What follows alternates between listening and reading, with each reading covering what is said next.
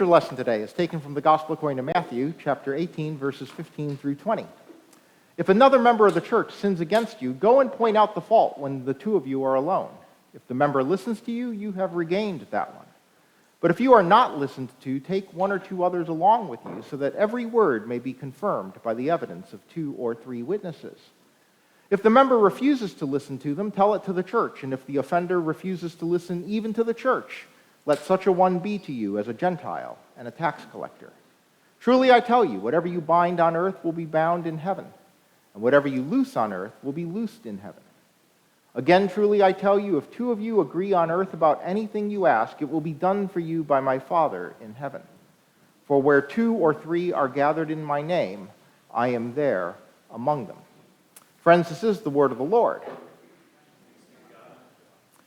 Well, as I said, we've kind of followed the rhythms of the program, of the academic year, and so for a lot of folks, like teachers went back to work this past week or just very recently, and even in your own jobs, if you're not in academia, right, summer is when people take their vacations, things slow down a little bit, not quite as fast, and so as things are kicking back into gear, it reminded me of this sign that I've seen, which is, I think, maybe going to resonate with some of you, resonates a little with me. Notice, employees must stop crying before returning to work. Okay?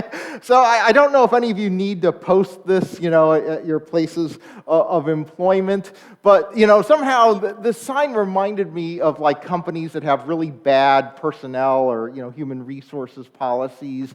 I've heard of people who, they've decided that they're going to fire somebody, but then they need to go through the hoops in order to fire them, right? And so they've decided already they're going to fire them, but then they're like, well, the policy requires that I have to write them up, and I have to do this, and I have to do that. And they go through this whole process, except that the outcome of the process has already been determined.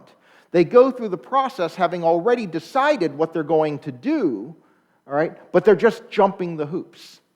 And there are ways in which this process that Jesus outlines can be deployed in that manner. It can sound like that. Because when he starts to say things like, what you need to, if the member refuses to listen to them, tell it to the church. Start off by go to them one-on-one, then take a couple witnesses, and then if they don't listen, then go to the church. And if they refuse to listen, then you can expel them. So it kind of sounds like an HR policy, a personnel policy for the church. Now, here's the thing, is that those policies are bad when they're simply about a foregone conclusion. Those policies are bad when it's about you've already decided what the outcome is going to be several steps down the road, and you're just jumping through hoops to get to the outcome that you want, as opposed to going into it with an open mind. See, this rule is supposed to actually be used in such a way that it promotes justice, that it promotes fairness, that it promotes an opportunity for a person to get better. And by the way, this section of the Gospel of Matthew is known colloquially as the rule of Christ. So this is what it's known as, and this is actually cited within our denominational constitution as the policy we must follow. That before we elevate anything that has happened to a formal disciplinary process within the church, we have to go through the rule of Christ. We have to first approach the person one-on-one. We then have to approach them with a couple of others present, okay? But the intent of that is fairness for all and restoration of the person. That's the intent. The intent isn't that you get rid of the person. It's not just hoops you have to jump through to get rid of someone. The intent is to produce fairness. Okay? But it starts with an understanding that I think we need to remind ourselves of. Because this passage is the next week's scripture passage follows this directly, all right? And next week, I am going to remind you about what this week's passage said, because it's a contiguous teaching, and too often it's disconnected. It's a contiguous teaching about the issues of how to deal with someone who offends, and then how to deal with the forgiveness that we are supposed to show, all right? But too often, it's a circumstance where we separate forgiveness from this first part. And we forget that what it says here is that if another member of the church sins against you, go and point out the fault. All right? This is important. Go and point out the fault. Bring the offense to light. That bringing the offense to light, that going to the person and telling them what they did is not the opposite of forgiveness. See? Too often we think that forgiveness means we let it go, and that's not the case. And you'll find that out next week when Jesus talks about forgiveness on the back end of this teaching. But we are first reminded that we are not obligated to be victims. All right? Forgiveness does not mean print welcome on your chest, lie down, and be a doormat. That is not what Christian forgiveness is about. Okay? It's not about being vengeful, that's for sure. It's not about shaming the offender, that's for sure. All right? But it's also not about letting the offense simply go and say, well, as a Christian, I'm going to let them hurt me. As a Christian, I'm going to let them treat me unjustly. As a Christian, I'm going to let them treat me in a way that I don't deserve. We are not obligated to be victims, but there is a Christian response to someone who does these things to us, and that is what this process outlines. First, he says, go to them one-on-one. Okay, that makes sense. It's a hard conversation. No one is denying that is one of the most difficult conversations you can have, is to talk to somebody one-on-one and say, hey, I just got to tell you, what you did hurt. What you did was offensive. It's a hard conversation to have with someone. Never going to deny that it's hard. But in faith, we're called to do hard things. Good results come on the back end of hard things. And if that doesn't work, ideally that works. But if it doesn't work, it says, go and take 2 witnesses, 1 or 2 others along, so that every word may be confirmed. Now, here's what's really important. This is the step where the process can go off the rails or not. If you take people to be witnesses with the idea that their job is to be witnesses for you, then you are not doing what this process asked for. What this process says, the key phrase here is, so that every word may be confirmed. That's the key phrase. Every word, meaning not just what you say, but also their side of the story. All right? They have a perspective on what happened, and the idea is that these witnesses are to be people who are to be there not just to be for you, but to also potentially be a sanity check on you, where you can say to them afterwards, after you've heard this, what did you hear? After you heard this, am I crazy? After you heard this, am I being oversensitive? After you heard this, after you've heard this, did they have a point? Okay. This is the critical part of this process. This is the critical part of making sure that what's happening is an open and just process that leads toward reconciliation, not just a hoop that you're jumping through on the way to rupturing the relationship. Because we need to always be open to the perspective of others. Right? The accuser isn't always right. Right? If you didn't reach an accord, you bring a witness to hear it all, to find out maybe that they have a point, and we have to be willing to listen to what the other explanation might be. And hopefully that produces some kind of understanding, some kind of accord in which community is restored. Now, if it doesn't, then you get to this next step. Take it to the church. Then it becomes public. Right? And what the penalty is here is, notice what it says. If they refuse to listen even to the church, then let such a one be to you as a Gentile and a tax collector. Now, that means they are now outsiders again. They are now to be treated as outsiders. They are now to be treated as people who aren't a part of your community. But what did the early church do with Gentiles and tax collectors? They tried to convert them. All right? That was their goal, right? If you showed the early church a Gentile and a tax collector, their job was to try and convert them. So it wasn't saying you're expelling them forever. It wasn't saying you're getting rid of them and never having a relationship with them again. What you are saying is that they're no longer a part of our community because they don't get it. They clearly don't understand what we're about. They don't understand what it means to be a part of this community, and we need to treat them as one who doesn't understand, with the hope that we will be able to bring them back into the community at some point.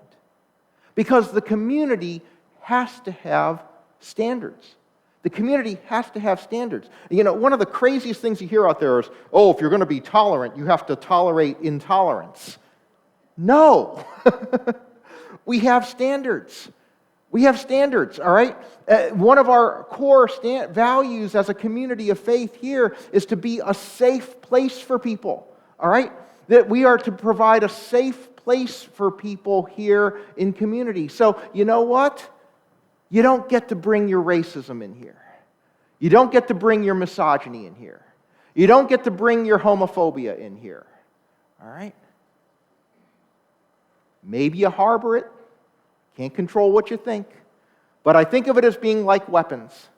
All right? Not big on weapons, but if you own one, you don't bring it in here, you leave it at home. You leave it outside our doors. And if you are wielding the weapons of words, the weapons of hateful rhetoric, the weapons of prejudice, the weapons of discrimination, leave them outside the door. Leave them outside the door. You don't bring them in here, because we are a community that strives to be a safe space for people and strives to call people to a higher way of living, a better way of being in community. And the kind of community that we are does not include that. And if that's not an obligation you're willing to undertake, this isn't the community for you. Because being in community is a privilege. It's not a right. Being in community is a privilege where we promise and covenant with one another that we're not going to abuse one another. We're not going to take advantage of one another. It's not a matter of whether you're good enough to be in community, whether everyone's good enough. We're all children of God. It's not a matter of that, but it's a matter of whether we're willing to engage in the mutual obligations of care and love and support that makes for a community. And we remember within that mutual respect includes yourself. It's mutual respect. You respect others, and you have a right to have others respect you. And you have a right to call it out when it doesn't happen. You have a right to say, excuse me, that was not acceptable, which is the point of this process. You have the right to say that was not acceptable, and then you have an obligation to hear their side. You have an obligation to talk it through and talk it out and see where you land. It works both ways. And in working both ways, we have to examine ourselves and see, are we doing this? Are we as good of a friend to our friends as we expect our friends to be for us? Are we as good as members of the community as we expect the community to be to us? And ultimately, it is the community that can set those boundaries, set those standards around what it means to be a part of the community. And that's where we get to this teaching of Jesus that we just heard a couple weeks ago. Remember a couple weeks ago, Peter finally gets something right, and he says, Jesus, you are the Christ, the Son of the living God. And Jesus says, yes, Peter, you're right. And then he said to him those words, whatever you bind on earth will be bound in heaven, whatever you loose on earth will be loosed in heaven. And that phrase appears again here. What I explained a couple weeks ago is what that meant was that your judgment will be respected. Your judgment as a community will be respected. And so he says here again, he repeats these words. That's how important they are. He says, truly I tell you, whatever you bind on earth will be bound in heaven. Whatever you loose on earth will be loosed in heaven. In other words, this was a declaration that the judgment of the community would be respected because there is an obligation for members of the community to abide by the standards of the community. And it wasn't a dictate from on high as to exactly what those standards would be, but rather the understanding that as members of a community, we have an obligation to one another. And here we have an obligation to one another to support one another, to care for one another, to make it a safe space for one another, no matter who we are. It's the community that decides. You decide what our standards are going to be. And we decide to be responsible to those standards. And when it works,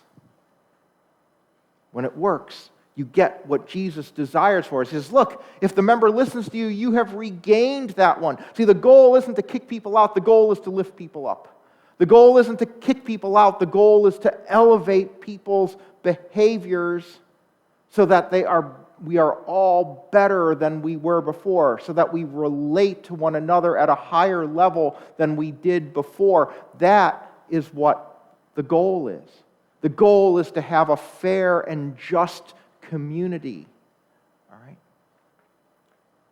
Because a community shouldn't just be healthy. A community should be a place that promotes health among the people, all right? That lifts each other up. I mean, and we all know that this is important, right? Good friends make me a better person. Good friends have made me a better person. And we know that this is true, and this is why every parent worries about their kids' friends, because they understand that good friends make their kids better. Good friends make us better. Good community makes us better people. And this is what we want to do. And an ingredient of that is that really difficult decision at the start of this process to confront the offender. Because you can be a community where you let anything go, no one confronts anybody. And you can say, oh yeah, we have no conflict because we don't confront anybody. And what happens is actually the community just kind of dissolves. And basically we've seen this happen in churches, literally, where they decide that no matter what, they're not going to confront each other on their bad behavior. And what actually happens is every healthy person leaves. And all right, because that's what's going to happen. On the other hand, when we're willing to have those tough conversations, one-on-one, remember the goal is never to shame. The goal is to voice and listen and restore. And when we do that, the community becomes healthier. The community becomes better. The individuals become better. We become better for being a part of a healthy community. We become better people. Because it takes a community to do it, and the importance of community in our faith life can't be overestimated. Look at what Jesus says here. Where 2 or 3 are gathered in my name, I am there among them. Now, almost everybody has heard this verse. All right? I'll bet half the people who haven't been in church in 20 years have heard this verse and remember this verse. And I will also bet you that 90% of the people who recognize this verse could not go on to tell you the context in which Jesus said it.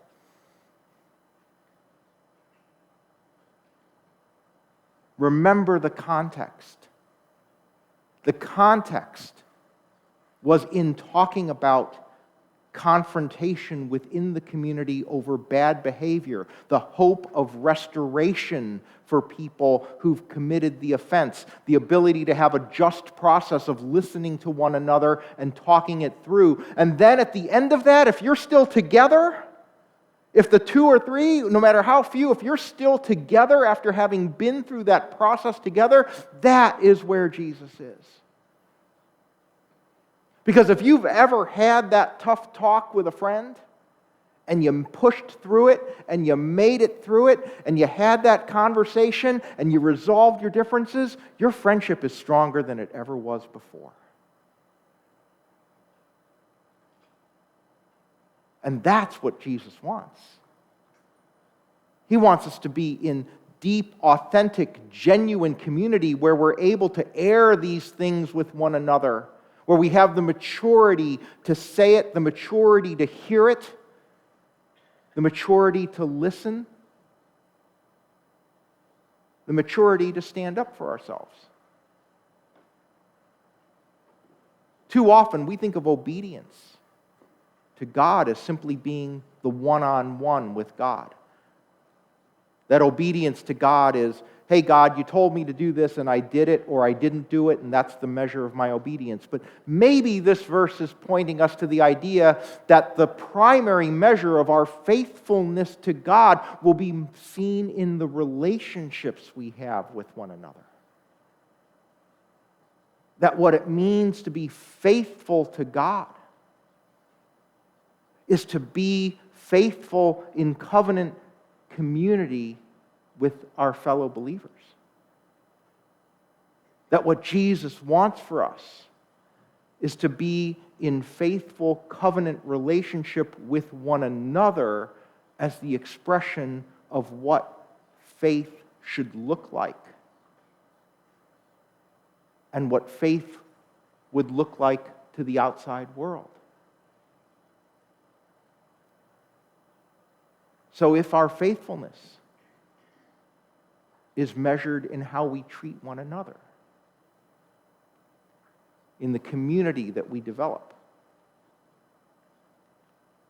I wonder how we measure up. It's a different way of thinking about what faithful means. But it's in the community, the 2 or the 3 or the 2 or 300 or the 2, it doesn't matter how many. It's in the community where Jesus reveals himself. Amen.